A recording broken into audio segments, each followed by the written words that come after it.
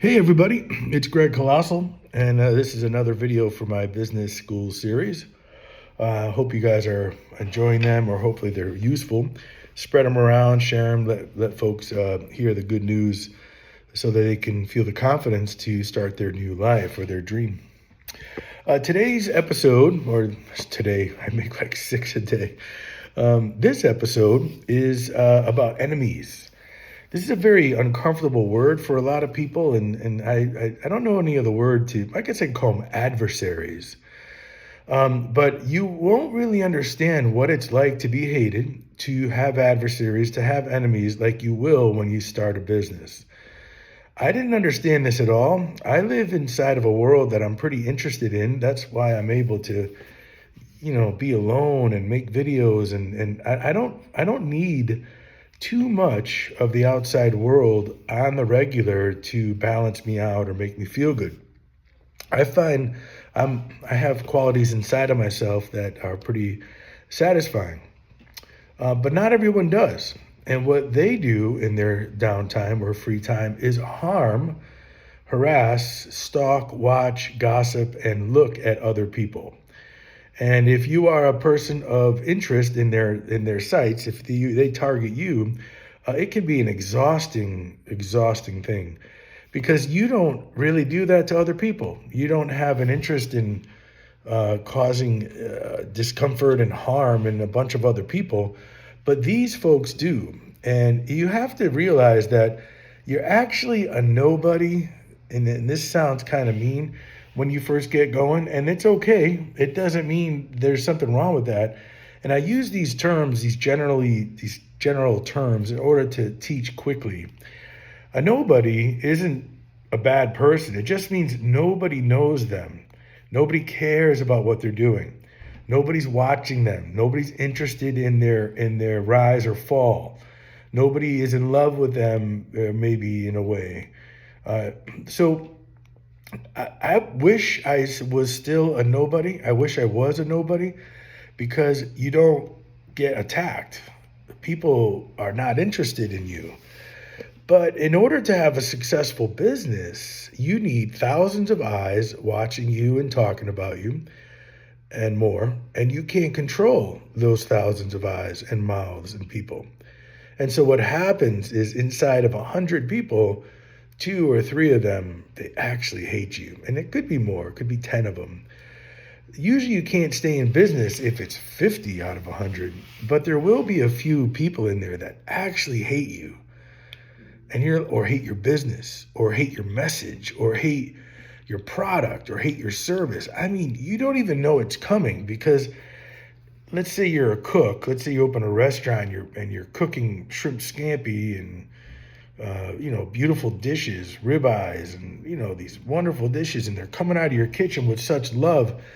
And somebody in that dining room thinks it's disgusting, thinks you're horrible, and wants you to know.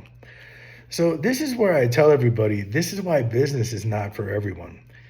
If you're an employee and people around you are harassing you, you can get protection in a lot of ways from HR.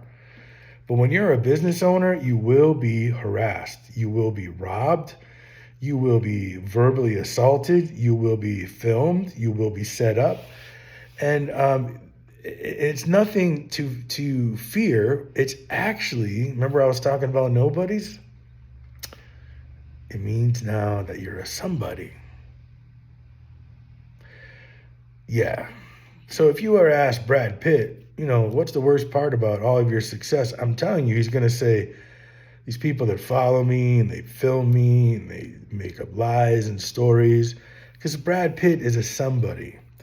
So when you become a somebody, you're on the map, you're on the list, you're being watched, your business is noticed. It comes with, like I said, enemies or adversaries. Now I talk like, oh, I'm all easygoing and this is just a part of life, but let me tell you, it has been the hardest and most exhausting thing I've ever experienced. I've never really knew that people spent so much time wanting to harm you.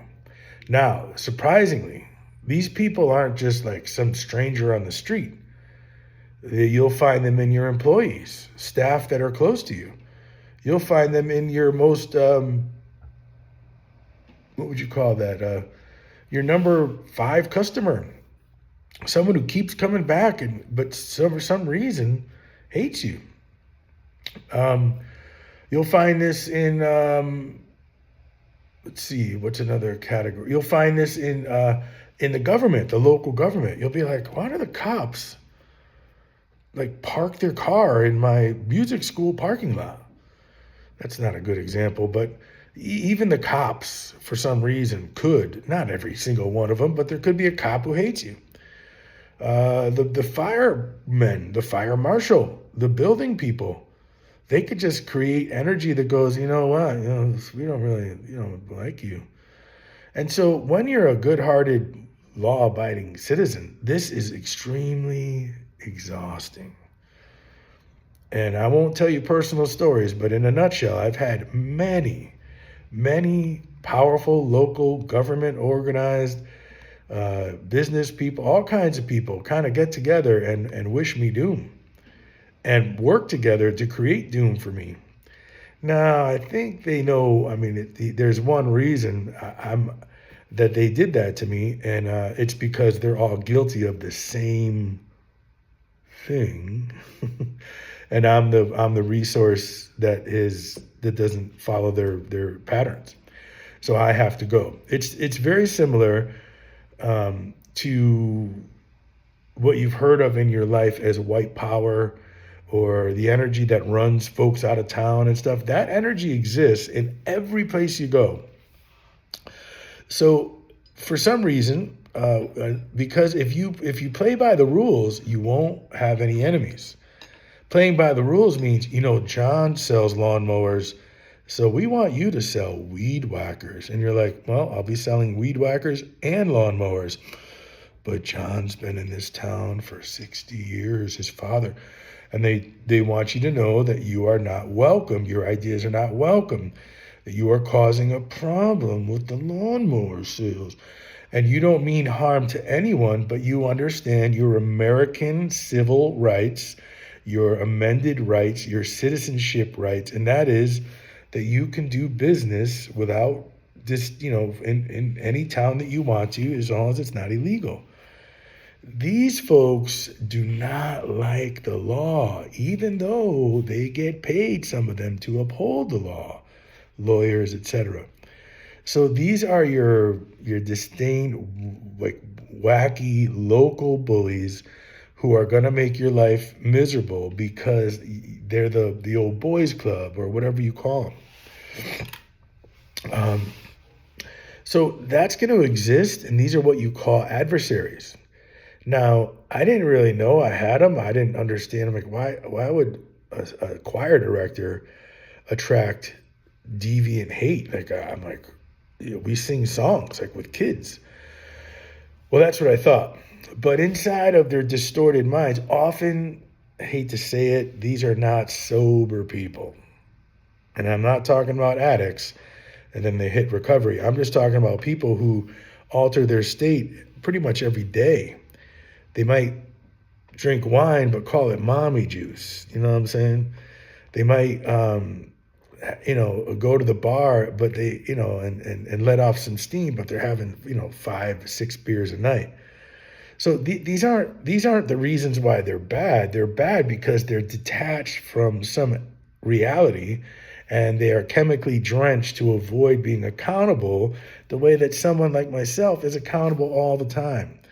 So they become angry at you. It doesn't matter if you're a choir director or you're selling bologna sandwiches. If you don't go to the bar and drink too, then they're going to start to become a little wary of you. And then the stories will go.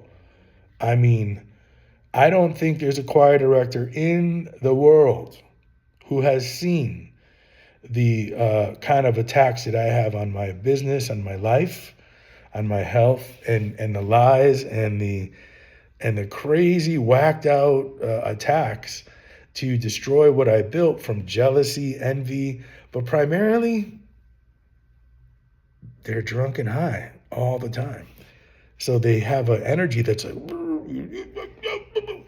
now this is going to be everywhere you go. If I pick up and I go to another place and put my roots down, Same thing's going to happen. I've done it. I've done it all over America. And I'm like, wow. So, who they are, what they are, they're going to be different for everyone. The really attractive business owner, female, just getting going is going to somehow be hated by the witchy, overweight, nasty, dark women. It's just inevitable. The good-looking guy, the talented guy, the single guy, they're going to be hated by some group of people that's their opposite. You see what I mean? And when you're a business owner, oh man, they come in swinging.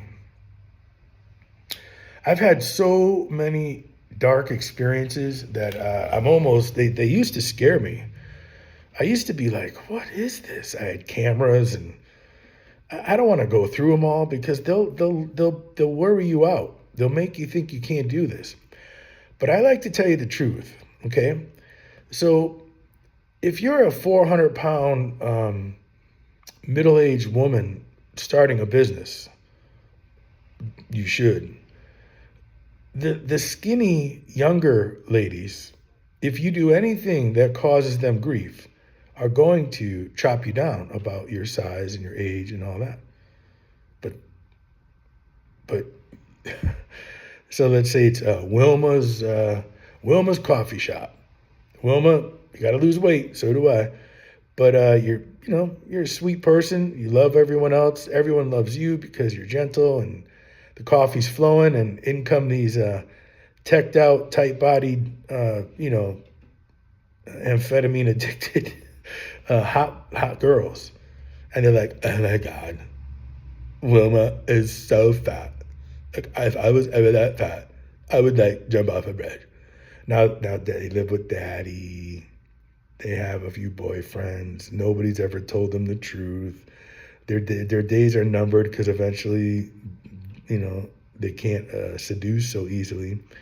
And then they'll be the worst people on earth.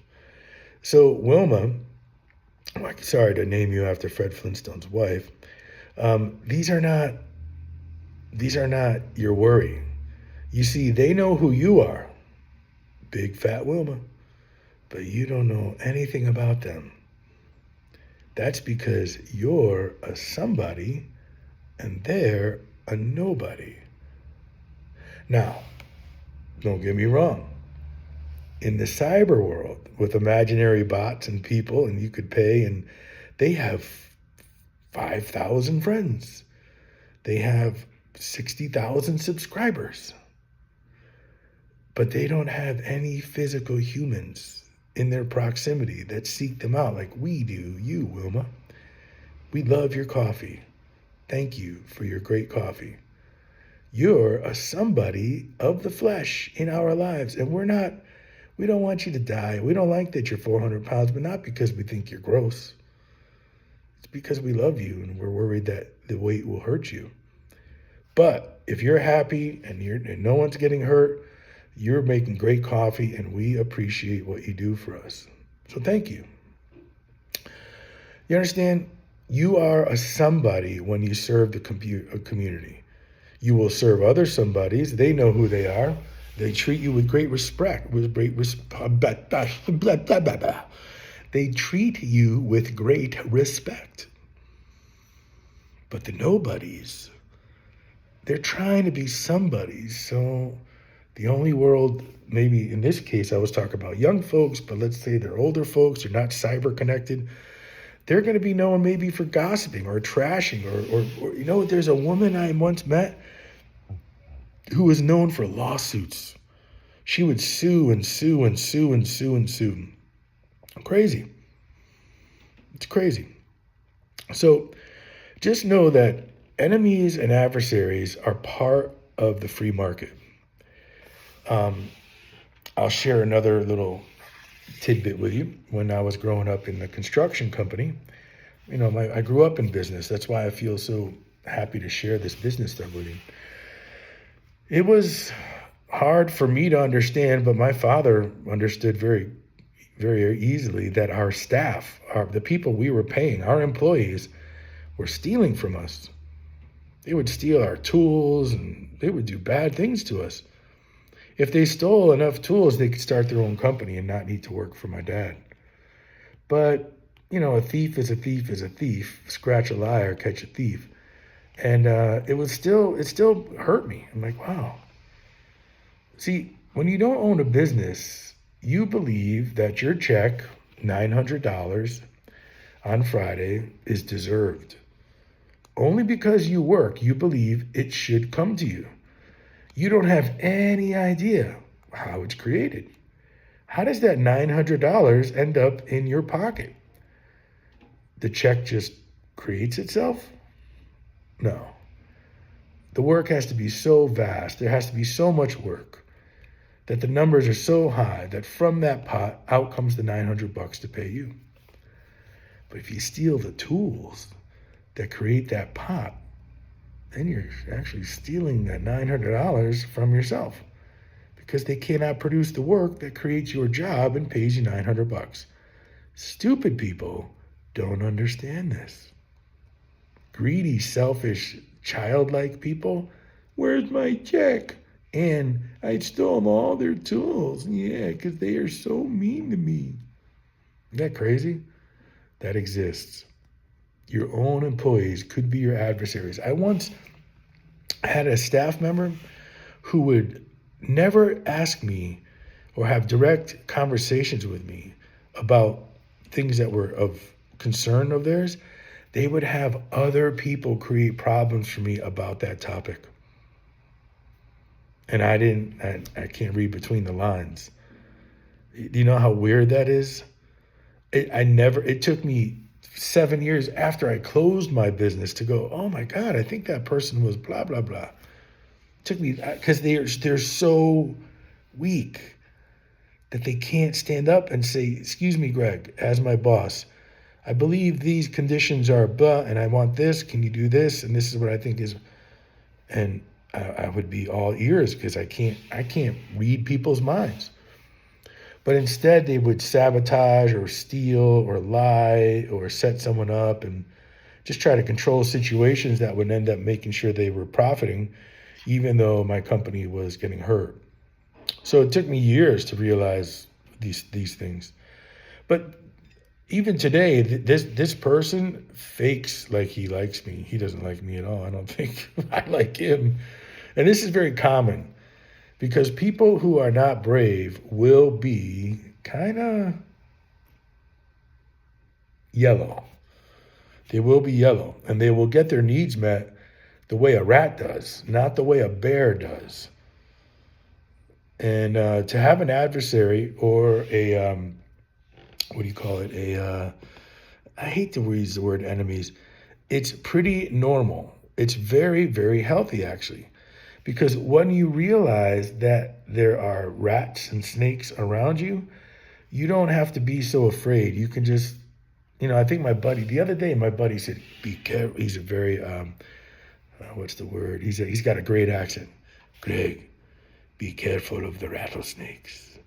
And he's telling me, this is business. And he's like, the rattlesnakes are all around. So when you're walking around, do you ignore rattlesnakes? Are you that, secure that you're not going to pay attention to where a poisonous snake is sitting? Of course you're going to. And that's the beauty of being a somebody. There are nobodies and there are somebodies. And as you start your business, even if you don't want to, you'll be considered a somebody. Now, we start as nobodies. People live their whole lives as nobodies. Sometimes I think it's smarter. When I say nobody and somebody, there is not one that is better. One is just stressed out from being known, somebody, and one is stressed out from being not known, the nobody. But neither of them are better than the other. They actually need each other. Isn't that ironic? That's crazy. So with that, I'm going to end this long one. This is about adversaries, and you should welcome them, because what you learn is they are compromised. And that's why they hate you. And even if you love them, I love most of my enemies. And you should do it. Even, without religion, that's a classic Jesus rule. Because You don't want to be them, right? You don't want to go shutting down every Chinese restaurant and measuring the temperature of their egg rolls and be like, I told you their egg rolls are cold and that's why people are getting sick. We're going to shut them down. Don't be that person. I'm Greg Colossale. See you around.